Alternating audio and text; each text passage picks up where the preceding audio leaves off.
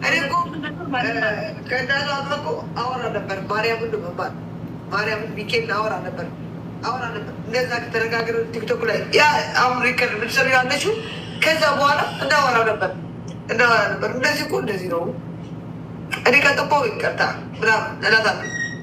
እሷ ነው ልጄ እኮ ከአንቺ ጋር ቀስ ለምት በነገራችን ላይ በዴዚ እናት እና በአሌክስ አለመስማማት ብዙም ጊዜ ስታለበልብ የነበረችው ዜድ ናት። ዜድ ማለት ቤሩት ላይ የምትኖረው እቺ የምትሰክረዋ እየሰከረች ላይ ላይ የምትመጣው ማለት ነው። እሷ አሁን በማይመለከታት ነገር ነው ስትሳደብ፣ ምንም በማይገባት ነገር እንኳን እሷ ይቅርና ከፍቅረኛሞች መሀል ቤተሰብ ራሱ ማንም እንደማያገባው እናውቃለን። የእነሱ ስለበዛ ነው እንጂ እሷ ብዙ ነገር ተናግራለች ማለት ነው። አሁን እየወጣች ቲክቶክ ላይ የሆኑ ትቀባጥራለች፣ ታለቅሳለች። ከቀደም ነው እንጂ መጥኖ መደቆሳው ምን ያደርጋል? ውጭ ጥሎ ማልቀስ ያለ ያገሬ ሰው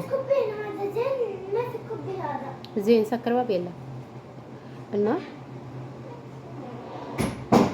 እንደዛ ስትል የነበር ዋነኛዋ ዜድ ነበረች። ብዙ ነገር ስትል የነበር ግን ከዚህ ሁሉ ለማንኛውም ነገሮችን ሰከን ባለ መንገድ ማስተዋል ይገባናል። አብዛኛዎቻችን ዝም ብለን በዘፈቀደ የምንመራ ሰዎች ብዙ ሳህን በጣም ብዙዎች ነን። እውነት ለመናገር አሁን ላይ ብለ እየወጣ ትናገራለች፣ እንደዚህ ሆኖ በቃ በማይመለከታት ነገር ትገባለች። ይሄ ደግሞ ፈጽሞ ስህተት ነው ብዬ ነው የማስብ፣ እንደኔ ማለት ነው። ምክንያቱም እሷ ስህተት ሰርታለች። በነገራችን ላይ ዜድ እኔ ብዙም እንትን አትለኝም፣ በማይመለከታት ነው ያገባቸው። ኦኬ እኔ ብቻ ምን እንደምል አላውቅም። የሆኑት በጣም ነው የዚች ሴትዮ እረፍት በጣም ነው በቃ አንጀቴን እስካሁን ድረስ በቃ እየበላኝ ታውቃላችሁ። ምንም ማመን ራሱ ያቃተኝ ማመን ነው ያቃተኝ። ምክንያቱም ምን አለ መሰላችሁ ቤተሰብ በዚህ ልክ መሆን የለበትም።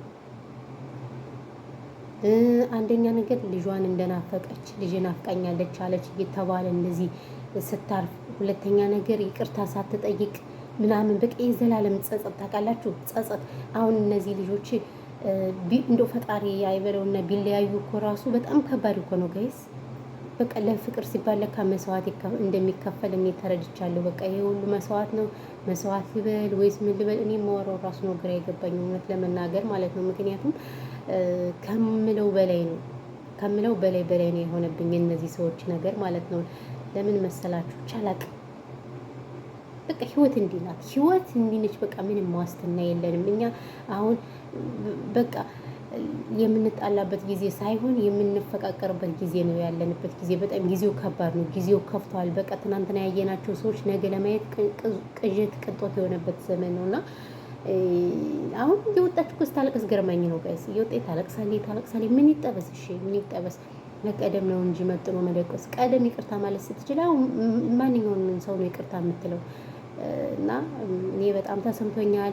ከዛ ባሻገር ደግሞ ብዙዎች እንግዲህ አሌክስን እንኳን ደስ አለህ የሚሉ በጣም በርካታ ኮመንቶች እያየሁኝ ነበረ።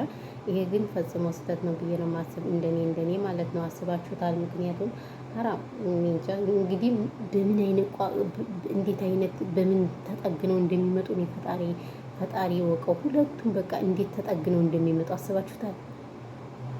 ህዝቡ በቃ በጣም አይናቸው በቃ በህዝብ አይን ውስጥ ገብተዋል። እኔ ፈጣሪ መጨረሻውን ያሳምርላቸው። አሁን በዚህን ጊዜ በቃ የሰሩት ስራ ብልግና ቢሆንም አሳፋሪ ቢሆንም በዚህን ጊዜ በጣም ከባድ ጸሎት ያስፈልጋቸዋል። በቃ ትልቅ ጸሎት ያስፈልጋቸዋል። ሰው ክፉ ነው፣ የሰው አይን ክፉ ነው። ቲክቶኩን ስታዩ ዩቲዩብ ምንም እኮ አዲስ ነገር የለም። የነሱ በተለይ ደግሞ እሱ የተናገረበትና እሷ ይቺ ትግሬ ሰው አይደለም ምናምን ያለችው ፓርት እየተቆረጠች በብዙዎች ዘንድ ተሰራጭታለች። እና ምን ሌላችሁ ፈልጌ ነው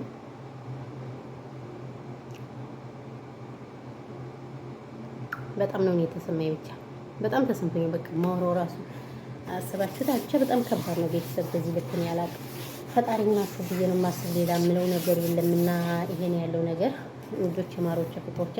በተረፈ ግን ሌላ ወሬ ያላወራባችሁ። እንግዲህ እንዴት ናችሁ የመዳም ቅመሞች? እንዴት እያያዛችሁን ስራ እንዴት ነው? እየበረታችሁ ነው? በርቱ፣ ጠንክሩ ማለት ነው።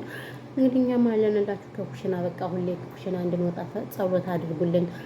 ሰው ሀገር ቀርን። አብዛኞቻችን ረዥም ዓመት ነው ስደት የተቀመጥን። ስለዚህ ሰው ሀገር እንድንወጣ ጸሎት አድርጉልን ነው የምለው። ማርያምን በጣም ከባድ ነው የሰው ሀገር እውነት ለመናገር እና ያለው ነገር ይሄ ነው። በተረፈ ግን ሁላችሁንም ሰላማችሁ ብዝት ይበልልኝ። ብዙ ወሬ አላወራባችሁ። ምን አደርጋለሁ እኔ የማወራው ራሱ ግራ ገባኝ። አስባችሁታል? በቃ ለማን ላግዝስ?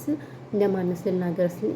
የት ፈራጁኝ ነው? ምን ሁኜ ነው የምናገረው? ራሱ እኮ እኔ እኮ ኩልትፍትፍትፍ እያልኩ ነው የማወራው። ምክንያቱም በጣም እኔ ያን ጊዜም ስለነበርኩኝ ተጣልተው ገስት ላይ ገብተው ምናምን ሲባል እንደነበረም ስለሰማውን ምናምን በቃ እሱን ስለሰማው አሁን ደግሞ ድጋሚ እኔ ማመን ያቃተኝ ማርያም። እናትየዋ ራሱ እንደዚህ ስትባል እንዴት እንደዚህ ይሆናል ራሱ ብዬ ራሱ አላሰብኩም። በቃ ህይወት ይችላል፣ ህይወት ማለት ይችላል። ለዚች ህይወት ነው በቃ እንደዚህ የምንለው እና በጣም ያሳዝናል። ማርያም በጣም ያዘንኩት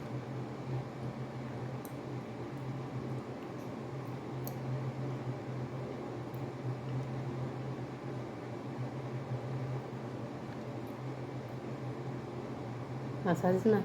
በሉ ሁላችሁም ሰላማችሁ ብዙት ይበልልኝ። ዙሪያ ያላወራባችሁም ቤተሰቦች ፈጣሪ ሀገራችን ኢትዮጵያን ሰላም ያርግልን። ጦርነቱ በቃ ይበለን፣ ሰላሙን ያምጣልን፣ አንድነቱን የዱሮውን ደስ የሚለውን ዘመን ፈጣሪ ያምጣልን ነው የምለው። ሌላ የምላችሁ ነገር የለም። ያላችሁበት ዓለም ዳርቻ ከእናንተ ጋር ይሁን ፈጣሪ ነው የምለው። ሌላ ምንም አለም ጋይሶች